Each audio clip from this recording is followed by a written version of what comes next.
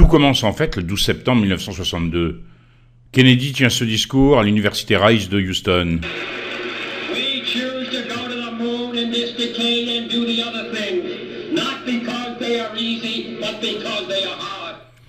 Cette détermination à aller sur la Lune avant la fin de la décennie entraîne une accélération extraordinaire des possibilités de l'informatique. Rien n'aurait été possible sans cette décision, en tout cas en ce qui me concerne. Voici les années 80, je m'occupe de Maison des Jeunes, et je découvre un des premiers micro-ordinateurs consacrés aux jeux vidéo, le fameux Commodore 64. Un jour, on m'amène un programme professionnel multiplan. Le programme a été conçu par Bill Gates, il s'appelait avant VisiCalc, et l'étendue de ses possibilités me sidère. Je n'ai de cesse de trouver des applications dans le domaine qui est le mien, celui de la pédagogie. Deux mondes s'affrontent alors, le monde du PC et le monde d'Apple, Apple conçu par le génial Steve Jobs. Un jour, on m'amène la première version de Windows, extraordinaire. Je vois l'étendue des possibilités. Bon, comme vous le remarquez, on avait simplement les fenêtres en mosaïque à l'époque, mais on pouvait déjà incorporer du dessin, incorporer des images dans un document Word. C'était tout à fait extraordinaire et novateur. Les années 90, apparition d'un formidable programme qui s'appelle Visual Basic et qui permet à chacun de créer ses logiciels dans l'environnement graphique Windows.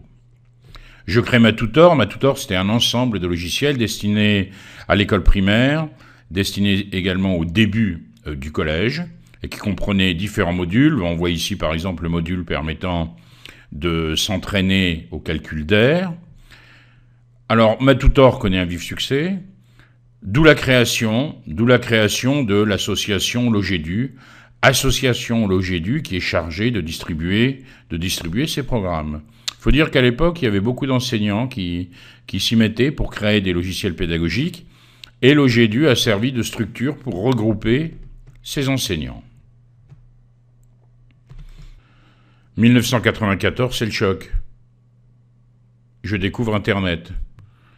Internet qui est popularisé en particulier par une émission de La Marche du siècle de Jean-Marie Cavada, où a lieu la première démonstration qui montre, en temps réel, les premières possibilités d'Internet. Évidemment, je n'ai de cesse d'explorer ce nouvel outil. À l'époque, il s'agissait d'employer des services comme CompuServe ou AOL. On n'était pas directement sur Internet, mais on voyait déjà ce qu'on pouvait faire avec. Alors, je crée un site. Vous le voyez ici, c'est en 1995, un site bien sûr pour l'association Logédu dont vous voyez ici le logo. C'était très rudimentaire et j'ai pu retrouver trace de ce site sur un site américain qui conserve la mémoire de l'Internet et qui a, depuis le début des années 90, collecté toutes les pages HTML, ce qui vous permet de retrouver trace de ce que vous avez fait il y a 20 ou 30 ans. Nous sommes en 2004. L'informatique n'a cessé de faire des progrès. Il nous fallait dans les années 90 près d'une demi-heure pour télécharger une image. Et maintenant, on peut travailler avec des vidéos. Je tente des premières expériences dans le collège où je suis. Par exemple, ici, vous voyez une liaison en direct avec une élève qui n'avait pas compris une notion. Si vous regardez bien, c'est très rudimentaire. Vous voyez trace du pied de la caméra que je tiens et qui me permet ici d'être en liaison vidéo. Alors j'ai retrouvé trace de cette vidéo que je n'avais plus là aussi sur le site américain dont je vous parlais tout à l'heure. Et puis sur le site du collège, comme vous le voyez ici, je tente d'avoir mes premières ressources vidéo. Nous sommes en 2004 et je m'aperçois qu'un jour en allant voir un élève qui était souffrant, eh bien, en allant lui faire cours, il y avait un service de l'inspection d'académie qui permettait cela, qui s'appelait à l'époque le SAPAD. Eh bien, je m'aperçois qu'à ma grande surprise, il connaît le cours. Et il connaît le cours parce qu'il a consulté les vidéos pédagogiques. Et là, je vois là les possibilités de ce nouvel outil. Je décide donc de m'intéresser de près à l'élaboration de vidéos pédagogiques. Alors, si vous regardez, j'aime bien conter un peu cette anecdote. Vous voyez cet écrivain-là, il s'appelle Paulo Coelho, et il a écrit un livre qui s'appelle Le Zaphir. dans ce livre, il a une anecdote très intéressante. Qu'est-ce qu'il dit? Il dit que finalement, la construction de la navette spatiale, elle a été influencée par les Romains. Pourquoi? Bien, si vous regardez la largeur d'une chaussée, c'est exactement 1,4635 mètres. Pourquoi? Pourquoi? Parce que c'est l'écartement des rails qu'on avait avant, puisqu'on a d'abord travaillé, enfin, on s'est d'abord déplacé avec un train avant de se déplacer en voiture. Et pourquoi l'écartement des rails correspondait à cette distance? C'est parce que l'écartement des rails était copié en fait sur l'écartement des premières voies romaines. Et ces voies romaines, il fallait qu'elles puissent laisser passer un char tiré par 2 chevaux.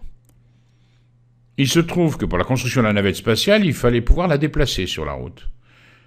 Donc, on a dû modifier certaines dimensions de cette navette.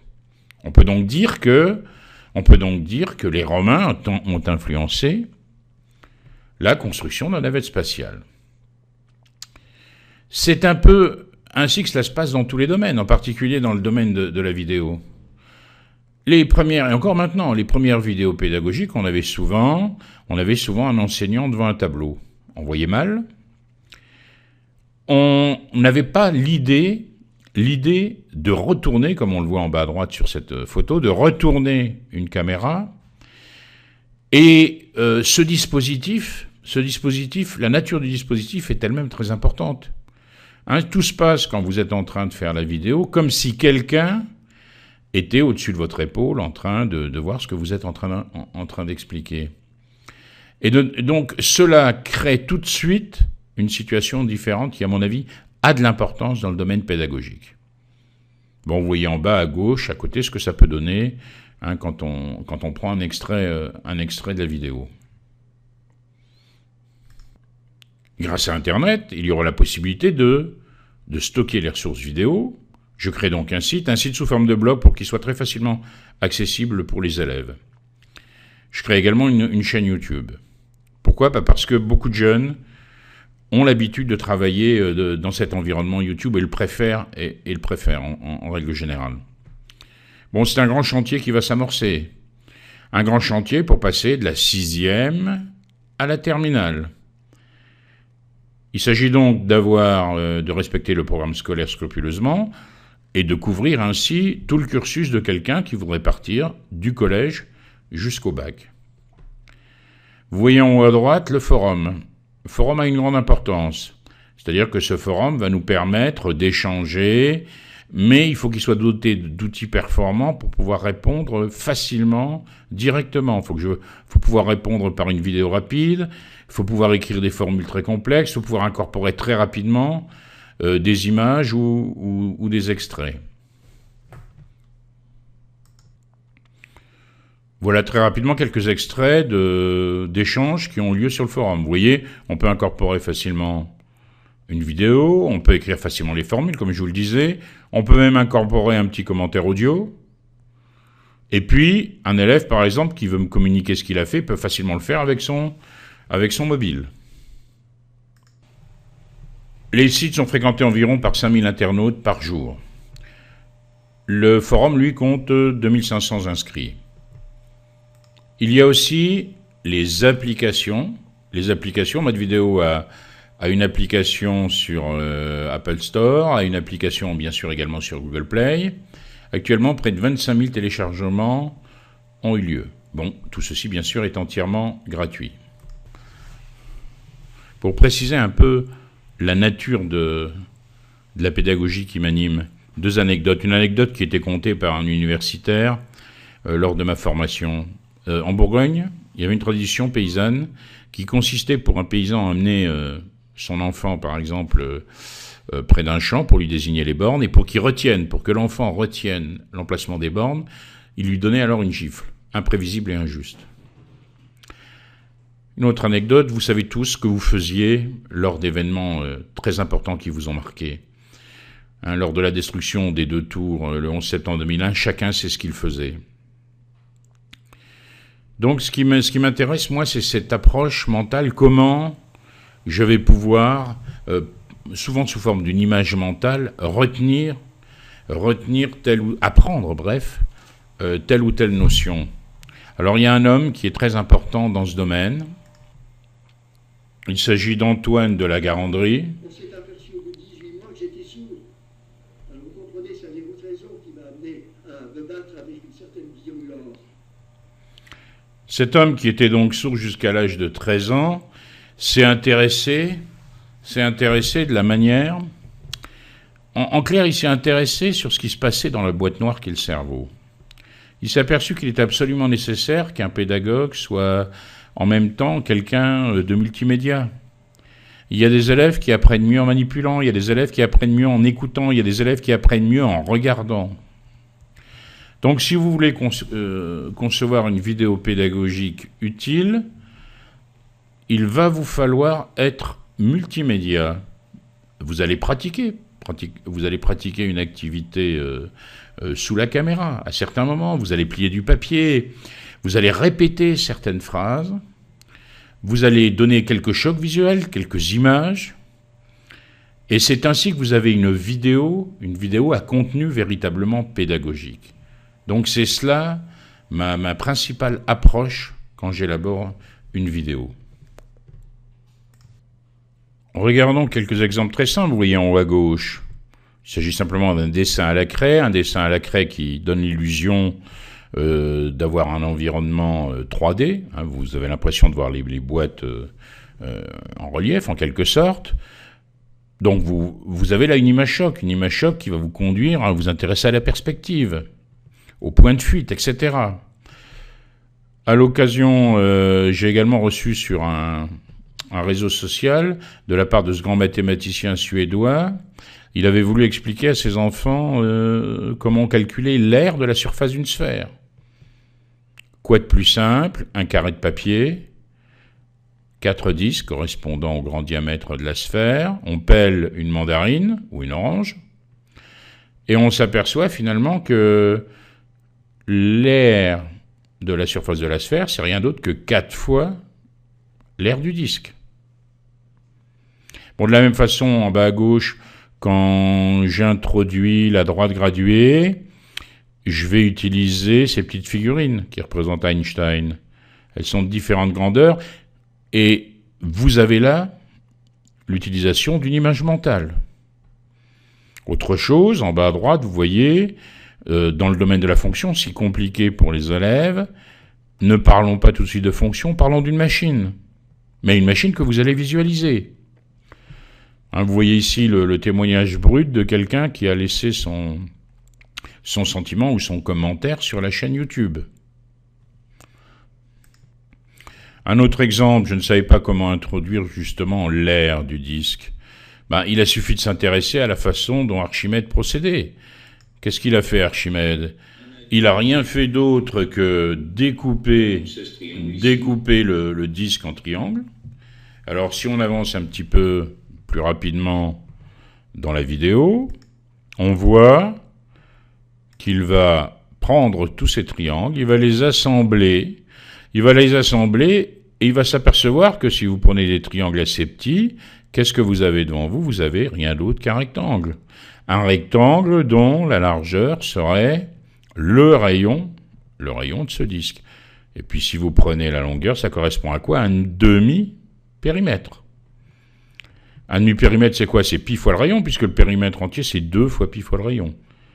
Donc vous retrouvez, par une manipulation, l'aire du disque. Et vous n'avez rien fait d'autre que suivre la voie proposée par Archimède. Bon, de façon plus complexe pour des élèves de terminale, quand on va expliquer la notion si compliquée de densité de probabilité. Vous avez ici une pince à linge qui circule totalement au hasard, en laissant une trace de son passage, qui circule sur un fil à linge. Alors évidemment, fort logiquement, vous avez la même densité de points un peu partout. Mais si maintenant, alors allons un peu plus loin, vous allez associer la façon dont la pince à linge circule sur le fil. Si vous l'associez, a une probabilité qui dépend d'une fonction. Alors je ne rentre pas plus dans le détail, mais là, vous avez quelque chose qu'on ne peut pas trouver dans les livres, puisque par définition on n'a pas d'animation. Vous voyez, en live j'allais dire, vous voyez clairement comment fonctionne cette notion si compliquée. Bien voilà, on arrive au terme de ce petit exposé rapide. Vous avez là ici quelques commentaires qui étaient présents sur la chaîne YouTube. Ce sont des commentaires que j'ai pris sur un mois. Il s'agissait d'ailleurs du mois d'octobre 2015. Vous pourrez le vérifier en allant sur le site. Ben voilà, si cela vous a intéressé, j'ai des choses à dire, j'ai des choses à transmettre. Et je serais vraiment heureux de vous accueillir, d'en parler avec vous. Parce que je ne vous cache pas que l'association que j'ai créée, Logédu, elle a besoin de soutien. Ça fait 10 ans que gratuitement, bien sûr, on offre toutes ces ressources, mais il faut absolument que je puisse pérenniser un poste, un emploi sur l'association, de manière à pouvoir poursuivre ce travail-là.